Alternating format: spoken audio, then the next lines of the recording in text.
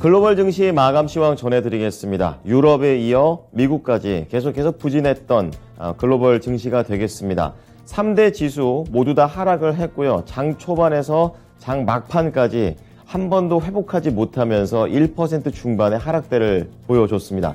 종가 체크해 보겠습니다. 이날 다우지수하고 S&P 500 지수 모두 다 1.45% 한 중반의 하락세를 보여줬고요. 이날 특히 나스닥이 크게 많이 밀린 건 아니었습니다. 골고루 밀린 그런 상황이 되겠습니다. 이날 나스닥에서는 애플이 추가적으로 하락을 하게 되면서 1.58% 밀린 부진한 하루를 보냈습니다. 시장의 키워드 세 가지 정도로 보겠는데요. 첫 번째가 시위가 확산되고 있다는 점, 그리고 두 번째 매파 연준, 마지막으로 부진한 경제 지표였습니다. 우선은 중국에서 이 제로 코로나와 관련해 시위가 점점 늘어나고 있는 그런 상황입니다. 현지 시간으로 28일 기준으로 이 중국 본토의 코로나19 확진자 수가 무려 4만 명을 돌파했습니다. 절대치로 봤을 때는 얼마 안 되는 것 같지만 중국 내부에서는 최근에 가장 높았었을 때가 2만 명대 한 중반이 됐기 때문에 신고점이 나왔다라는 점에서 악재가 됐습니다. 자, 이렇게 되면서 중국 당국의 정책인 제로 코로나 더 강화된 그런 내용이고요. 지금 상대적으로 또 답답함을 느끼고 있는 중국 시민들, 중국 국가 시민들은 내부적으로 시비가 확산되고 있습니다. 이렇게 성명을 내면서 나라 곳곳에서 이렇게 시위가 나고 있고요. 단순히 중국만의 문제가 아닙니다. 중국이 글로벌 경제에 미치는 영향력이 큰 만큼 글로벌 공급망의 우려도 높아졌던 그런 하루가 되겠습니다. 월스트리트 저널에 따르면 주요 도시들, 그러니까 상하이, 광저우, 베이징 이런 큰 도시들을 중심으로 계속해서 확산이 되고 있다라고 우려를 표명했고요. 그리고 실제로 이 중국의 생산 시설이 차질을 빚게 되면서 아이폰의 생산량이 크게 줄어들 수 있다라는 암울한 예상도 나오고 있는 상황입니다. 그렇기 때문에 실질적으로 이 경제적 피해가 얼마나 커질지 시장에서는 눈여겨본 하루였습니다. 자, 그런 가운데 장 후반에도 회복할 수 없었던 것, 바로 연준 위원들의 발언이었습니다. 대표적으로 연준의 3인자라고 불리고 있는 뉴욕 연은 총재, 존 윌리엄스 총재가 되겠고요. 그리고 계속해서 매파적인 발언을 이어가고 있는 제임스 블라드, 세인트루이스 연은 총재, 이렇게 두 분의 얘기가 나왔는데요. 자, 우선 존 윌리엄스 연은 총재는 지금 명목금리가 2024년에나 내리기 시작할 것이다, 이렇게 얘기를 하게 되면서 그래도 내년부터는 금리를 좀 인하하지 않을까라는 그런 시장의 기대가 있었고, 그 기대치로 시장이 우상향했던 부분도 있었습니다. 여기에 대해서 확실하게 찬물을 끼얹어버리는 그런 발언이 간밤에 나온 것이고요. 그리고 오른쪽 하단에 있는 제임스 블러드 세인트루이스 연은 총재는 기본적으로 가장 연준 인사들 중에서도 강하게 매파 발언을 하는 인물입니다. 자, 그분이 이제 시장과 관련해서 FOMC 억제 정책 리스크를 너무 과소평가했다. 이제 그 말은 더 올릴 수도 있다라는 얘기, 그리고 높은 수준의 금리를 유지할 수 있다라는 것을 간접적으로 시사했다라는 평가를 받게 되면서 이날 매파 연준의 발언 역시 악재가 됐습니다. 자, 그런 가운데 경제 지표도 부진하게 나오게 되면서 걱정을 키웠던 하루인데요. 댈러스 지역의 이 제조업 지수가 되겠습니다. 위쪽으로 가 있으면은 이 제조업 상황이 좋다라고 볼 수가 있고, 아래쪽으로 내려가 있으면은 계속 안 좋다라는 건데요. 등락이 있긴 있지만 플러스로 전환되지 않는 모습이 벌써 7개월 연속으로 이렇게 하락됐다라는 점이 지금 부진한 그런 흐름입니다. 세부적으로는 생산 지수도 하락을 지속하고 있고, 신규 수주 역시 7개월째 계속 약화되고 있는 그런 상황입니다. 거기에다가 기업들이 느끼고 있는 이런 체감 전망 역시 마이너스를 지속하게 되면서 이날은 나와 있는 주요 악재들 모두 다 시장을 누르는 하루였습니다. 자, 이어서 섹터와 업종별 흐름 보겠습니다. 이렇게 부진한 내용들이 많다 보니까 하락한 섹터밖에 없었습니다. 가장 부진했던 것이 바로 부동산, 그리고 에너지, 소재 순서가 되겠는데요. 부동산이 2.8%로 가장 많이 밀렸습니다. 바로 전 거래일에 상승폭이 가장 컸었기 때문에 이제 그만큼 차익에 대한 이런 실현 욕구도 컸었고요. 두 번째로 에너지는 2.7% 밀렸는데요. 유가가 올랐습니다. 이제 그럼에도 불구하고 계속해서 하락하고 있다는 점, 중국에 대한 악재가 계속 반영되고 있다라고 평가받았고요.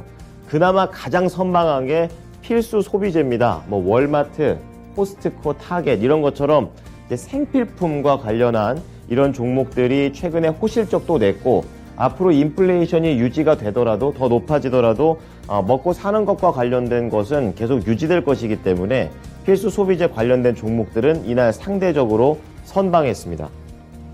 자, 이어서 종목별 흐름 넘어가 보겠습니다.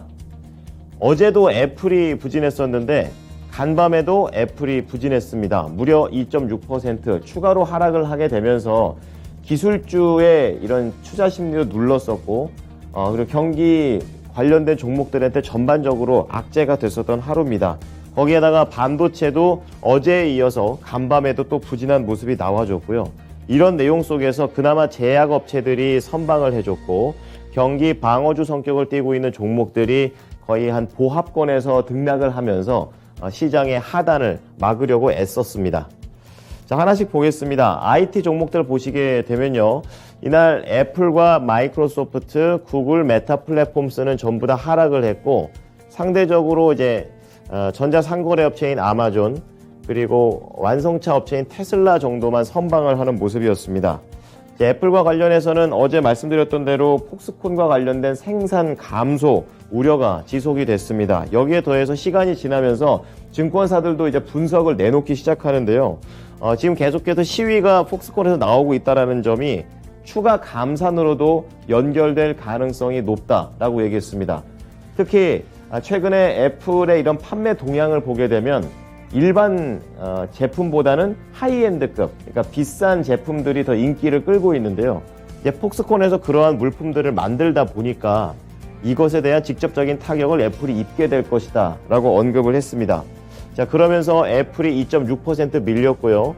반도체 제조 쪽에서 애플의 부품사인 퀄컴, 관련사들 전부 다 하락했습니다. 퀄컴이 3.1%, 그리고 스카이웍스 1.8, 쿼보 1.8%씩 이렇게 악영향을 받았습니다. 자, 그런 가운데 이 중국 IT 종목들은 상대적으로 좀 올라가는 모습이었습니다. 판디오듀오가 12% 급등하는 모습인데요. 호실적을 발표한 것도 있고, 또 앞으로 공급망을 좀 더 효율화하기 위한 R&D 투자에 나선다라는 내용 속에서 올라갔습니다. 이로 인해서 판디오듀오, 그리고 알리바바, 그리고 중국판 네이버, 바이두 모두 다 1%를 전후한 상승세를 받게 되면서 아이러니하게도 중국 악재 때문에 다른 종목들은 다 밀렸는데 중국 관련된 종목들만 올라간 하루였습니다. 자, 그런 가운데 성장주 중에서는 이제 완성차 좀 볼 텐데요. 테슬라하고 GM4는 서로 다른 방향성을 보여줬습니다. 우선 테슬라는 다른 이제 완성차 업체들처럼 악재가 있었지만 자체적인 모멘텀으로 약간 극복해내는 모습입니다. 대표적으로 모델 3와 관련해서 좀 더 개편을 한다라는 내용을 밝히게 되면서 기대감이 모여졌습니다. 그래서 장중에 3%까지 올라가기도 했습니다. 하지만 이 차익 매물도 있고 또 전반적인 투자 심리가 악화된 것에 눌리면서 0.03%까지 상승폭을 다 반납해버리는 그런 흐름을 보여줬고요. 또 이런 이 자동차라든지 글로벌 공급망에 대한 우려가 커진 만큼 포드하고 GM 역시 직접적인 타격을 받습니다. GM이 2.6%, 포드 2.4% 올라가게 되면서 이날 빨간불을 짙게 켜냈습니다. 자, 그런 가운데 반도체 좀 체크를 좀 더 자세히 해보겠습니다. 필라델피아 반도체 지수 2거래일 연속으로 상승을 하게 되면서 긍정적인 모습을 타나 싶더니 결국에는 하락 전환을 한 상황입니다. 2.6% 하락을 하게 되면서 올랐던 부분을 거의 대부분 반납하는 모습이 나와줬고요. 반도체 업종과 관련해서도 지금 경기 둔화가 결국에는 수요 둔화로 연결될 수 있다라는 그런 내용 속에서 지금 하락을 한 흐름입니다. 대표적으로 지금 엔비디아가 2.7% 하락을 했고요. 안타깝게도 우리 국내 증시의 삼성전자와 SK하이닉스와 가장 영향력이 깊은 마이크론 테크놀로지가 4.5%, NXP 세미컨덕터가 4.9%, 그리고 온 세미컨덕터 역시 메모리 관련된 종목들이 비메모리에 비해서 상대적으로 많이 밀렸던 하루입니다. 자, 마지막으로 태양광만 보고 마감을 하겠습니다. 퍼스트 솔라 같은 경우에는 IRA 법안 통과 이후에 급등을 했기 때문에 이 JP모건 체이스 쪽에서는 쉬어갈 필요가 있다 이렇게 얘기를 하면서 지금 투자 의견을 하향 조정했습니다. 이제 그만큼 3.3% 하락했고요. 단순히 이 한 종목만 밀린 게 아니라 뭐 선파워라든지 진코솔라 모두 다 적게는 2%, 많게는 6%의 하락률을 보여줬습니다. 자, 이어서 특징주 넘어가 보겠습니다. 현대차 그룹하고 연결성이 있는 앱티브입니다. 전기차 출시가 좀 지연되게 되면서 자율주행과 엮여져 있는 이 회사 역시 3.6% 하락을 했습니다. 뭐 워낙에 최근에 아주 강하게 회복을 했었기 때문에 그것에 대한 차익으로도 볼 수가 있는 그런 상황인데요. 모건 스탠리 쪽에서는 목표 주가를 하향 조정을 했습니다. 자동차 공급업체가 전기차와 관련해서 출시가 느려지는 것으로 인해서 이런 자율주행과 관련된 회사들의 발전도 덩달아 늦어질 수 있다라고 의견을 냈고요. 또 최근에는 테슬라의 자율주행 자동차들이 좀 말썽을 많이 일으키고 있습니다. 사고도 많이 나게 되면서 이러한 부분들도 투자 심리를 위축시키는데 한 원인이 됐습니다. 자, 그러면서 앱티브는 102달러까지 최근에 상승폭을 약간 반납하면서 이날 거래를 마쳤습니다. 자, 다음은 리조트 회사 윈 리조트입니다. 카지노도 할 수 있고 리조트도 할 수 있는 그런 부분인데요. 임시 라이선스가 발급됐다라는 소식 속에서 4.3% 강하게 올라갔습니다. 하지만 최근에 좀 고점이기도 하기 때문에 장중에 상당히 투자 심리의 변동성을 느끼게 되면서 위아래로 긴 윗꼬리, 아랫꼬리를 다는 변동성이 나오기도 했습니다. 블룸버그 통신에 따르면 윈 리조트 그리고 여기에 더해서 MGM 리조트가 마카오에서 운영과 관련된 임시 라이선스를 발급받았다라는 보도를 했습니다. 이번 조치는 계속 제로 코로나에 대한 이런 악재가 커지는 상황에서 나온 만큼 의미가 있다라고 시장에서는 평가를 하고 있고요. 최근에 몇 년 동안 가장 큰 오버행 중 하나가 해결됐다라는 의견을 받게 되면서 이날 윈 리조트 4.3% 오른 78달러에 거래를 마쳤습니다. 네, 다음 유럽으로 넘어가 보겠습니다. 유럽 증시는 전반적인 하락을 했는데요. 독일이 제일 많이 밀렸고 영국이 그나마 덜 밀리는 흐름이었습니다. 독일 1.0%, 프랑스 0.7, 그리고 영국 푸츠백 지수가 0.1% 밀렸는데요.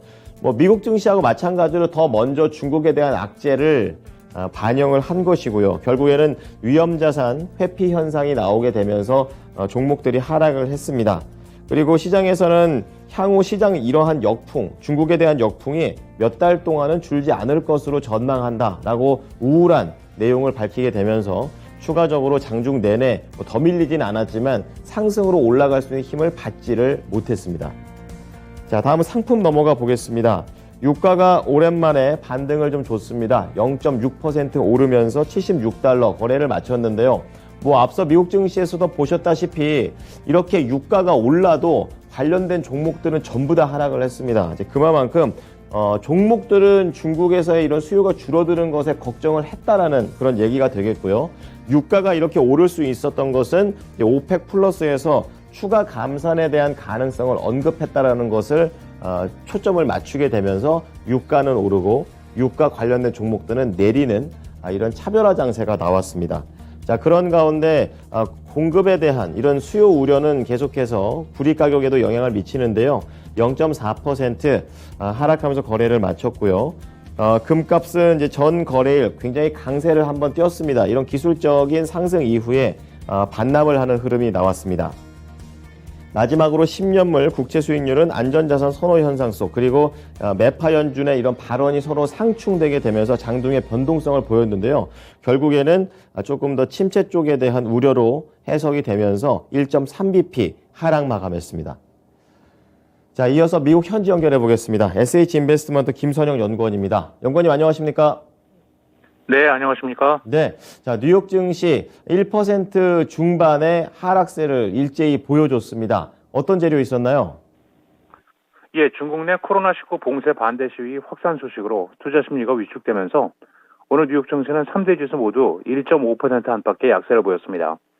시위 확산에도 불구하고 중국 정부는 여전히 제로 코로나 정책을 고수하면서 이것이 결국 글로벌 공급망을 악화시키고 생산에 차질을 빚게 할 것이라는 우려로 이어진 건데요. 실제로 애플의 팍스콘 중국 정저우 공장 생산 차질과 중국의 코로나19 봉쇄 조치 강화로 인해 올해 아이폰 프로 출하량이 약 600만 대가량 줄어들 수 있다는 우려가 제기되면서 오늘 애플의 주가가 2.6% 하락하는 등 중국 시장에 노출된 기업들의 주가가 일제히 약세를 보였습니다. 이와 함께 FTX 파산 여파로 가상화폐 대부 업체인 블록파이 역시 파산 보호를 신청했다는 뉴스로 비트코인을 비롯한 암호화폐들의 하락으로 이어졌고 이것은 전반적인 위험자산 회피로 이어졌으며 여기에 연방준비제도의 실세 3인방 가운데 한 명인 존 윌리엄스 뉴욕 연방은행 총재가 내년에도 연준이 인플레이션과 싸우게 될 것이라고 말하면서 내년 중 금리 인하 가능성이 낮다는 점을 시사한 점이 오늘 시장의 또 다른 하락 요인이었습니다. 그는 인플레이션 압력이 내년에 완화되기는 하겠지만 연준의 목표치인 2%를 계속 넘을 것이기 때문에 연준의 인플레이션 억제 노력은 지속될 것이라면서 아직 할 일이 더 많이 남아있다고 밝혔습니다. 그는 인플레이션이 올해 말 전년 동월비 기준으로 5에서 5.5%, 내년 말에는 3에서 3.5% 상승률을 기록할 것으로 전망을 했는데요. 이것은 연준의 목표치인 2%를 크게 웃도는 수준으로 최근 물가 상승이 다소 누그러진 모습을 보이긴 했지만 압박이 완전히 사라지는 것은 아니라고 그는 강조하며 여전히 팍팍한 미국의 노동 수급으로 인해 국내 임금이 상승 압력을 지속적으로 받고 있기 때문에 추가 금리 인상이 불가피할 것으로 예상했습니다. 한편 뉴욕 연방은행은 연준의 통화정책이 금융시장에서 적용되도록 하는 창구 역할을 맡는 연방은행으로 이로 인해 막강한 영향력을 갖고 있으며 12개 지역 연방은행 총재들이 통화정책 결정기구인 FOMC 표결권을 1년씩 돌아가면서 갖는 것과는 달리 뉴욕 연방은행 총재는 연준 이사들처럼 늘 표결권을 보유합니다. 마카오 정부가 향후 10년간 6개 업체에 대해 도박 면허를 갱신해줬다는 소식으로 중국 시위의 여파에 따른 시장 약세에도 불구하고 관련 업체인 윈 리조트가 4.3%, 라스베가스 샌즈가 1.2%, 멜코 크라운이 9.8%의 급등세를 보였습니다. 이에 앞서 이들 회사의 홍콩 증시에 상장된 회사와 자회사의 현지 업체들도 모두 상승했는데요. 윈 리조트의 자회사인 윈 마카오는 홍콩 거래에서 15% 급등했으며 라스베가스 샌즈의 자회사인 샌스 차이나는 8.4%, MGM 차이나는 13% 급등했습니다. 카지노 면허 갱신 소식으로 이처럼 주가가 상승한 것은 그간 라이선스 경신에 대한 불확실성이 높았음을 보여주는 것으로 이들은 면허 갱신을 앞두고 중국의 광범위한 규제로 업체에 따라 갱신이 안 될 가능성도 있을 것으로 우려해왔는데요. 마카오에 노출된 카지노 주식은 중국의 코비드19 상황이 악화됐을 때 여타 다른 주식보다 더 많이 하락한 바 있었으며 마카오 당국은 현지의 고용 촉진, 관광객 유치, 비도박 제한 추진 등의 라이센스 조건이 있다고 덧붙이고 있습니다. 다음은 종목 소식으로 넘어가 보겠습니다. 맥주 회사로 알려져 있는 엔하이브저부시 인베브. 우리나라에서는 약간은 낯선 그런 종목일 수 있겠지만, 국내에서 오비 맥주도 이 회사 거고요. 대표적으로 편의점에 있는 외국 맥주들의 이 유명한 브랜드를 갖고 있는 그런 회사가 되겠는데요. 간밤에 상승세가 돋보였습니다. 어떠한 재료 있었나요? 예, 그렇습니다. 증권사 JP모건이 미국 내 라이트 맥주에 대한 수요가 개선되고 있다면서 투자 의견을 기존의 비중 축소해서 2단계 상향 조정한 비중 확대로 높였다는 뉴스로 버드와이저로 유명한 엔하이저부시 인베브의 주가가 오늘 2.8%가 급등해 $58 17센트의 거래를 마쳤습니다. JP모건은 AB 인베브 미국 내 라이트 맥주의 판매 회복의 혜택을 받을 것이라면서 그럼에도 이 회사의 주가는 현재 동종 업계 내에서도 약 26%가량 디스카운트된 가격으로 거래되고 있다면서 지난 10년 이상 이 회사는 유기적인 볼륨 증가를 이뤘고 이제는 고품질의 성장 사례로 인용되고 있다면서 특히 맥주와 라이벌인 하드 셀셔에 대한 수요 둔화는 AB 인베브에게 더 많은 기회를 열어줄 것이라고 예측했습니다. 마지막으로 내일은 컨퍼런스 보드의 11월 소비자 신뢰 지수가 발표되며 시장 예상은 전달 대비 소폭 하락한 100이며 이어 S&P 케이스 실러의 9월 미국 대도시 주택가격 지수, 미 연방 주택청의 9월 전미 주택가격 지수가 발표되고 인투이티 잉크, 히벳, 크라우드 스트라이크, 워크데이, 컴파스 미네럴스, ���렛 패커드 엔터프라이즈, 네랩 잉크, 시티 트랜스, 뱅크 오브 노바스코시아, LB 시스템스, 그리고 쇼 커뮤니케이션스가 지난 분기 실적을 발표합니다. 자, 지금까지 SH 인베스트먼트 김선영 연구원이었습니다. 연구원님 잘 들었습니다. 예, 감사합니다. 네, 글로벌 증시 마감 시황이었습니다.